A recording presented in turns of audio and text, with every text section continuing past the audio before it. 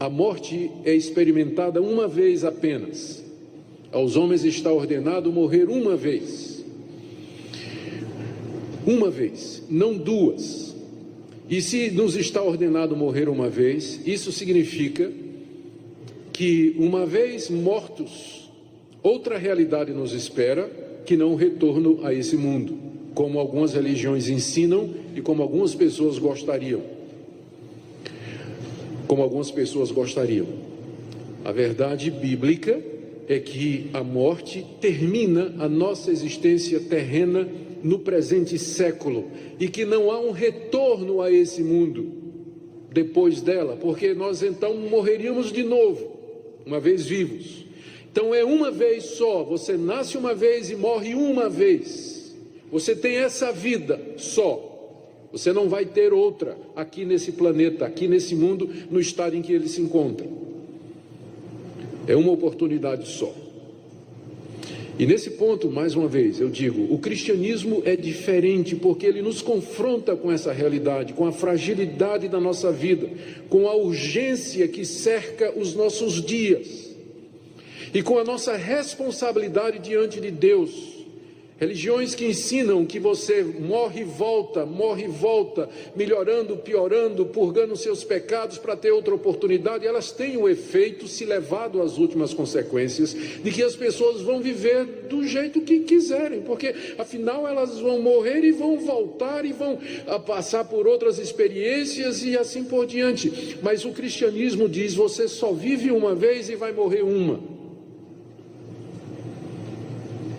Por isso a coisa mais importante da sua vida não é você ser próspero, rico, arrumar um casamento, ter um carro, uma casa, uma boa profissão, ser bonito, famoso. Não, a coisa mais importante da sua vida é se preparar para esse momento em que sua existência terrena haverá de cessar aqui. Porque o segundo ponto aqui que se segue a esse, e que é fundamental no cristianismo, é o que está aqui nesse verso, né, que vem em seguida, que diz que depois da morte vem o juízo. Eu sei que tem muita gente que gostaria que isso não fosse verdade, e por isso há tantas alternativas a isso ensinadas aí. Há pessoas que dizem que depois da morte acabou. Essa é a visão materialista, naturalista de mundo. Só há duas opções.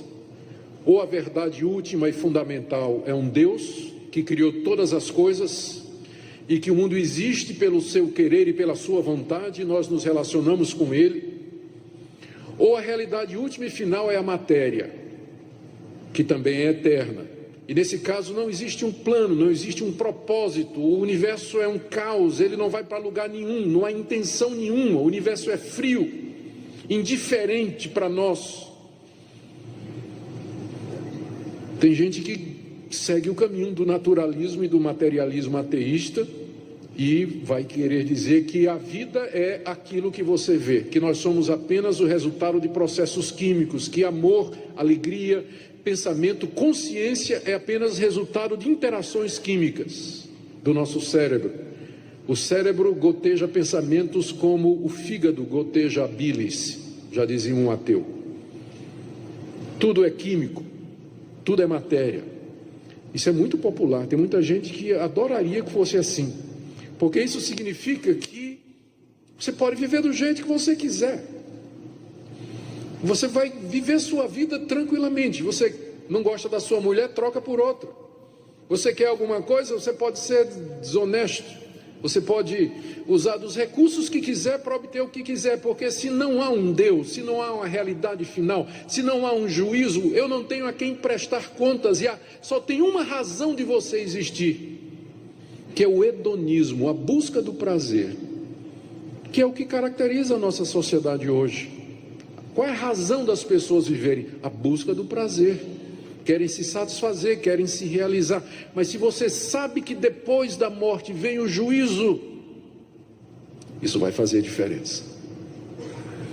Eu sei que também tem gente que diz, não estou dizendo que depois da morte acabou, mas a gente entra assim num sono, não é? A gente vai dormir até o final dos tempos. Eu não vejo a Bíblia ensinando isso, embora a Bíblia se refira à morte como às vezes o sono, mas é simplesmente por causa da semelhança que há entre uma pessoa morta e uma pessoa que está dormindo. E também porque para o crente a morte, na verdade, é um sono, porque não é o fim, ele vai acordar na glória. Mas a realidade bíblica é que depois da morte, cada um de nós vai enfrentar o juízo. O juízo vai ser executado por Deus. O que a Bíblia nos ensina é que quando uma pessoa morre, o seu corpo vai para a sepultura e a sua alma chega na presença do Criador. E aí então segue-se a um momento do juízo, de prestação de contas, em que você é confrontado com o autor da vida. E há apenas dois resultados desse confronto. Ou você é perdoado por Deus, justificado por Deus, reconhecido por Deus e recebe dele a vida eterna e já entra na presença de Deus, no gozo e na alegria de Deus, que na Bíblia é chamado como paraíso ou céu.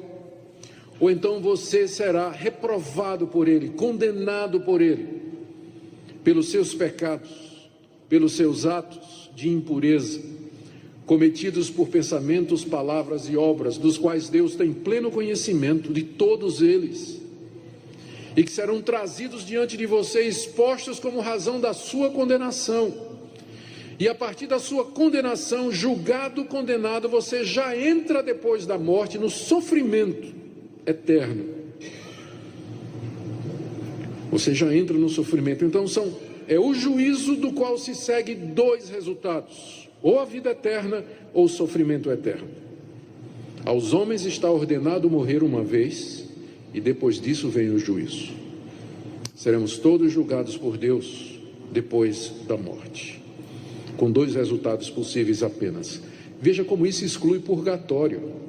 A Bíblia não tem lugar para purgatório. A ideia de que depois da morte, se você cometeu alguns pecados que são mais leves do que outros, você vai sofrer nesse lugar para purgar os seus pecados, para depois entrar para o céu. Não tem chance nenhuma depois da morte. Purgatório não é ensinado na Bíblia.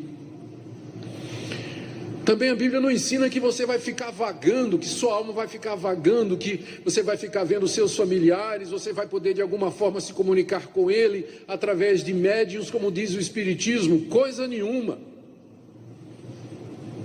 Depois da morte você vai dar de cara com o Criador de todas as coisas, com o Altíssimo, Todo-Poderoso, diante de quem sua vida será exposta e a quem você há de prestar contas.